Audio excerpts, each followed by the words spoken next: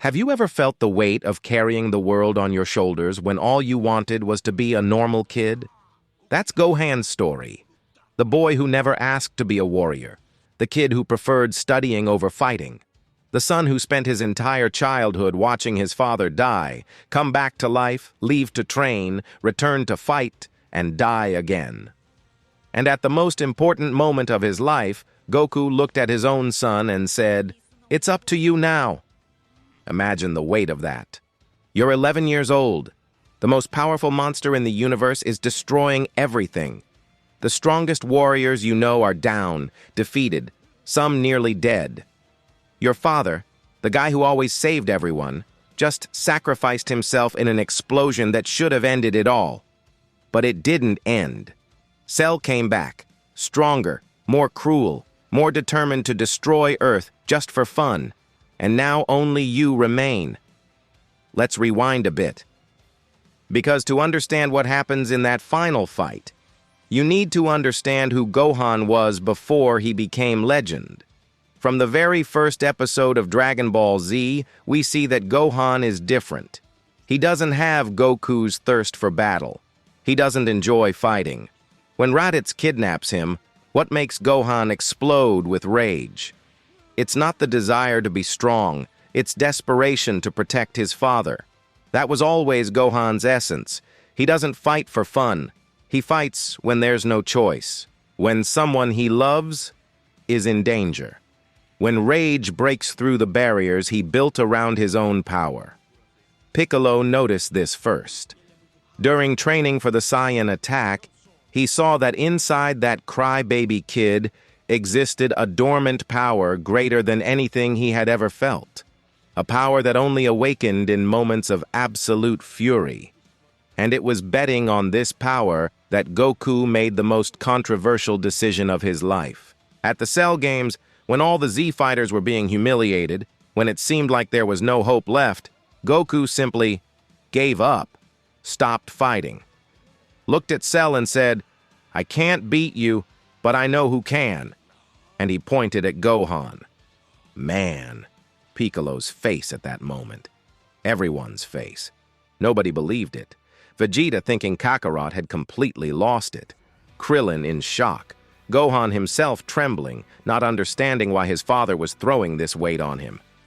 But Goku knew something no one else knew. He had spent an entire year training with Gohan in the hyperbolic time chamber. He saw the potential. He felt the power. He knew his son was stronger than him. Gohan just didn't know it yet. The problem? Goku made a fatal mistake. He assumed Gohan thought like him, that when the time came, the Saiyan instinct would awaken and Gohan would embrace the battle. But Gohan isn't Goku. And when Cell started torturing Gohan's friends to force him to release his power, the boy froze. He didn't want to hurt anyone, not even Cell. He begged the monster to stop, begged the others to run, did everything except the one thing he needed to do. Until Cell created the Cell Juniors. Those sadistic little creatures that started massacring everyone. Krillin getting beaten, Vegeta humiliated, Goku down and unable to help. And what finally broke Gohan? Android 16. That giant, gentle robot who just wanted to protect nature and animals. Cell crushes his head right in front of Gohan.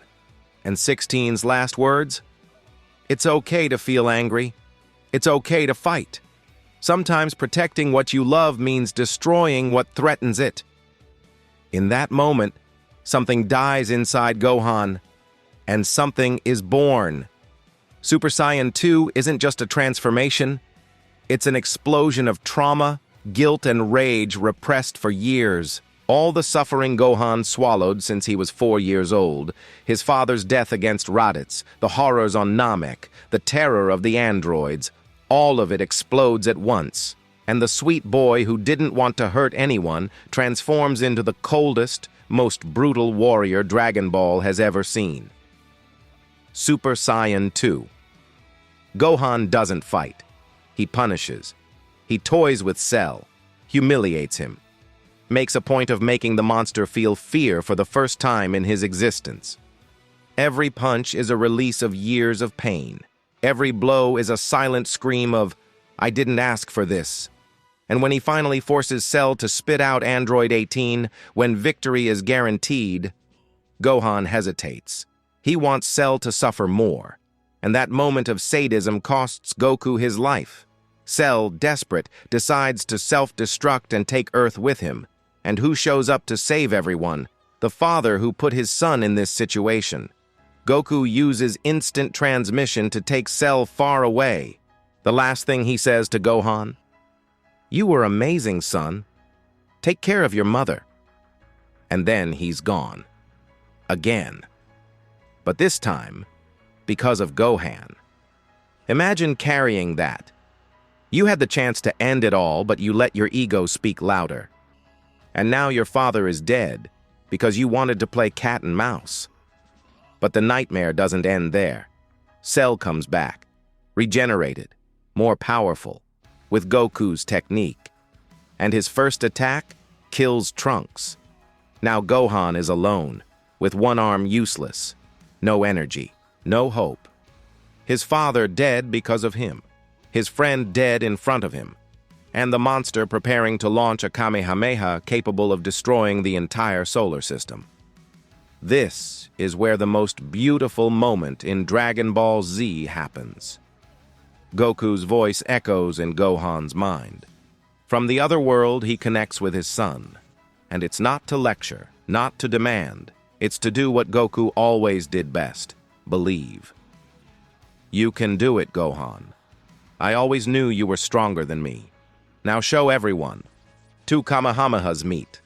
Cell's, fueled by all the power he stole. Gohan's, fueled by something much greater. Love, guilt, the desire to make his father proud, the will to protect the planet his family called home. And when Vegeta distracts Cell with a surprise attack, Gohan finally releases everything. The explosion consumes Cell. Every cell, every atom, nothing remains. And in the silence that follows, with his body destroyed and his soul exhausted, Gohan looks up at the sky and whispers the words that destroy any Dragon Ball fan. "Dad, I did it." It's not a victory cry. It's a whisper of relief, of grief, of a son who desperately wanted his father to be there to see. But Goku isn't there, and this time, he chose not to come back. Gohan saved the world, but he lost his childhood, his innocence, and his father in the process. That's what makes this saga so devastating. It's not just a fight. It's a boy being forced to grow up too fast. It's a father betting everything on his son without asking if he wanted that responsibility. It's a victory that tastes like defeat. Gohan became the strongest warrior in the universe that day. But did he even want that? And the question remains, if you could trade all the power in the world to have your father back for just one more day, would you make that trade?